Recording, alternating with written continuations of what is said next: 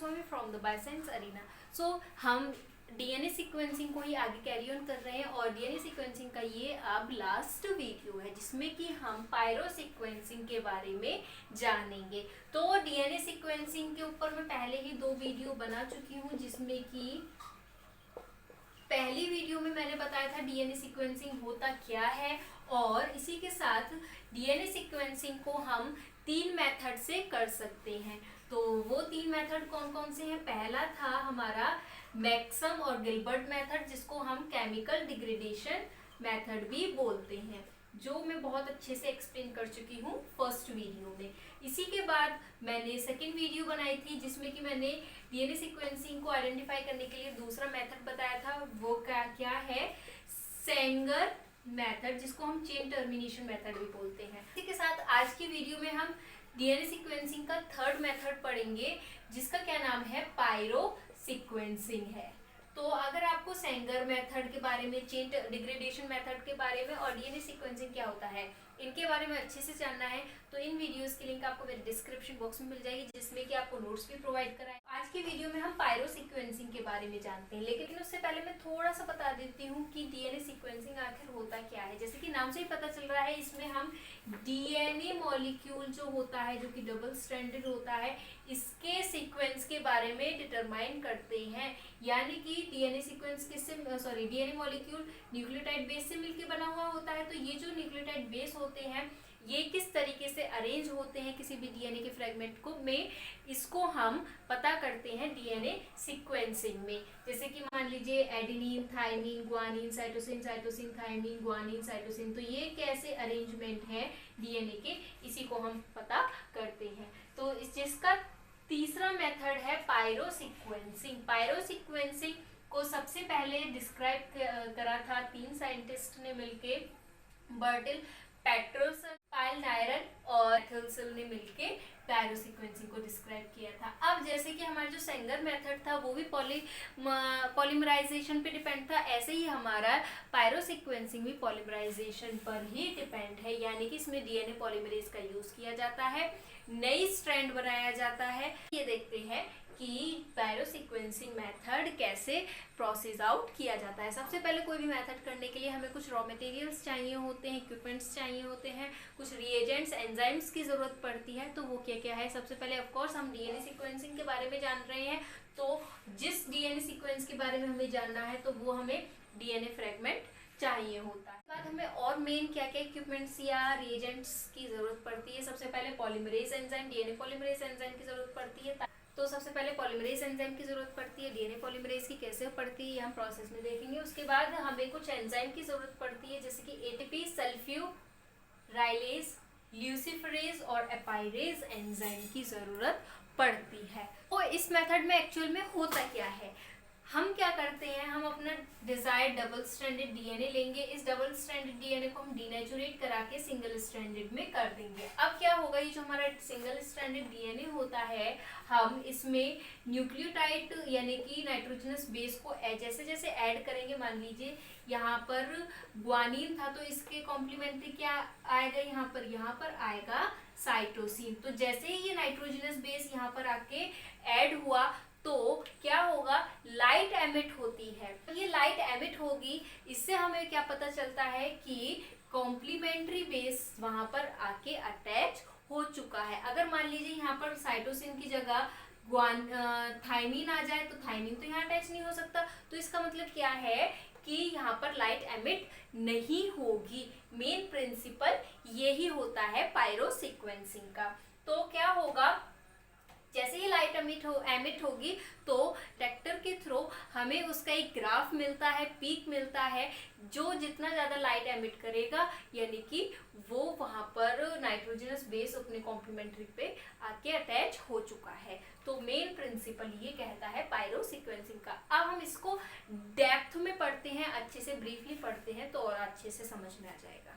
हम इस मेथड को कैसे करेंगे, जैसे कि हमने देखा डबल स्ट्रैंडेड डीएनए लेंगे, जिस स्ट्रैंड का हमें फ्रेगमेंट पता करना हो यानी कि सीक्वेंस पता करना हो, तो उस डबल स्ट्रैंडेड डीएनए को हम पहले डीनेचुरेट करेंगे, उसके बाद उसको सिंगल स्ट्रैंडेड डीएनए में कन्वर्ट कर लेंगे। अब क्या करेंगे, सिंगल स्ट्रैंडेड डीएनए के साथ साथ हम उसमें ऐड करेंगे पॉलीमरेज एंजाइम, एटीपी सल्फ्यूराइलेज, ल्यूसीफरेज एंजाइम, ल्यूसीफरीन और डीएनटीपी इसमें ऐड करेंगे। तो ल्यूसीफरेज एंजाइम जो होता है ये रेस्पॉन्सिबल होता है लाइट को एमिट करने के लिए, यानी कि ल्यूसीफरेज एंजाइम एटीपी के साथ मिलकर लाइट को एमिट करता है। और इसी के साथ इसकी एक और क्या क्वालिटी है कि जो फायरफ्लाइज होती है उसमें आपने देखा होगा कि लाइट एमिट होती है, वो किस वजह से होती है, इसी एंजाइम की वजह से होती है। ल्यूसीफरेज एंजाइम होता है उनमें, इसी वजह से वो लाइट एमिट कर पाती है। अब उसके बाद क्या होगा, जब हम ये सभी ऐड कर देंगे अपने मिक्सचर में जिसमें कि सिंगल स्ट्रैंडेड डीएनए भी हमारे होते हैं, तो क्या होगा, जैसे कि मैंने पहले बताया ये हमारा क्या है, डीएनए का स्ट्रैंड है।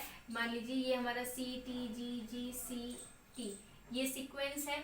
अब हमने इसमें डीएनटीपीज डाले हैं। डीएनटीपी क्या होते हैं, न्यूक्लियोटाइड बेस जब राइबोज शुगर के साथ कनेक्ट हो जाता है तो उसे हम बोलते हैं डीएनटीपीज। अब इसमें टी और पी का क्या मतलब है, ट्राइफॉस्फेट, यानी कि 3 फॉस्फेट ग्रुप होते हैं प्लस एक कोई भी नाइट्रोजनस बेस हो सकता है, एडेनिन हो सकता है, ग्वानिन, साइटोसिन या फिर थाइमिन हो सकता है, और प्लस डीऑक्सीराइबोज शुगर प्रेजेंट होता है। डीएनए में डीऑक्सीराइबोज शुगर होता है तो इसमें डीऑक्सीराइबोज शुगर प्रेजेंट होगा। ठीक है, तो हम इसमें डीएनटीपीज डालते हैं जिसमें कि अलग अलग तरह के होते हैं। अगर एडेनिन है तो क्या हो जाएगा, DATP, DCTP, DGTP और DTTP, ये होते हैं एडेनिन, साइटोसिन, ग्वानिन और थाइमिन। अब जैसे हमारा मान लीजिए ये सीक्वेंस है, तो अब इसके साथ जो कॉम्प्लीमेंट्री आएगा, तो इस सीक्वेंस में सबसे पहले हमने प्राइमर ऐड किया। प्राइमर ऐड करने के बाद क्या होगा कि ये चेन आगे इलोंगेट होनी शुरू हो जाएगी।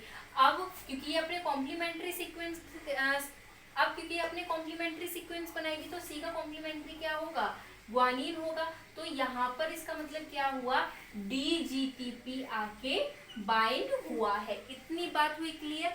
ठीक है, जैसे ही यहाँ पर आके DGTP बाइंड होगा, यानी कि DGTP अटैच हुआ 3 प्राइम एंड पे डीएनए के, तो क्या होगा, ये जो DGTP इसमें मैंने बताया 3 फॉस्फेट होते हैं, तभी तो इसका नाम है ट्राइफॉस्फेट, डीऑक्सी न्यूक्लियोटाइड ट्राइफॉस्फेट। तो ये जो 3 फॉस्फेट ग्रुप होते हैं इसमें से 2 फॉस्फेट ग्रुप निकल जाते हैं, रिलीज हो जाते हैं, और इन्हीं को हम साथ में क्या बोल देते हैं, पायरोफॉस्फेट बोल देते हैं। तो सीधे सीधे कहने का क्या मतलब है, जैसे ही DGTP यहाँ पर आके अटैच हुआ तो क्या होगा, पायरोफॉस्फेट रिलीज हो जाएगा। अब पायरोफॉस्फेट रिलीज होने के बाद क्या होगा, ये जो पायरोफॉस्फेट है ये एटीपी सल्फ्यूराइलेज एंजाइम के साथ मिलके, हमने ये भी तो डाला था मिक्सचर में, तो PPI एटीपी सल्फ्यूराइलेज एंजाइम के साथ मिलकर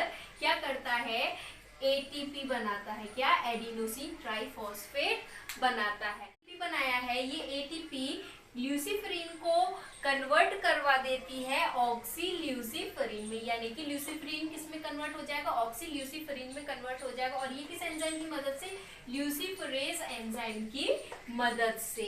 अब क्या होगा, जैसे ही ये ऑक्सील्यूसीफरीन में कन्वर्ट हो जाएगा, तो एक्टिव फॉर्म में आ जाएगा, तो ये लाइट एमिट करता है। इस तरीके से लाइट का एमिशन होता है जब कोई भी proper DNA complex nucleotide complex आके, न्यूक्लियोटाइड बेस आके क्या हो जाता है, कंबाइन या अटैच हो जाता है। अब ये जो लाइट एमिट हुई है, हम डिटेक्टर के थ्रू देखते हैं कि लाइट एमिट कितनी हुई है, यानी कि ज्यादा लाइट एमिट हुई है तो यानी कि जो अटैचमेंट हुई है वो ज्यादा हुई है, और अगर कम है तो वो कम हुई है।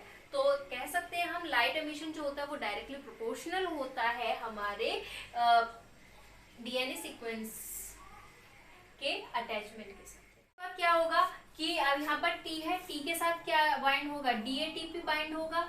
ठीक है, तो जैसे ही DATP बाइंड होगा, सेम रिएक्शन ऐसे ही इसमें होगी। DATP बाइंड होने के बाद क्या होगा, 3 प्राइम एंड पे PPI रिलीज होगा, उसके बाद ATP सल्फ्यूराइलेज जो होगा वो PPI के साथ मिलकर ATP बनाएगा, और उसके बाद लाइट एमिट हो जाती है। फिर उसके बाद ऐसे इसके साथ इसके साथ इसके साथ इस तरीके से पूरा प्रोसेस किया जाता है।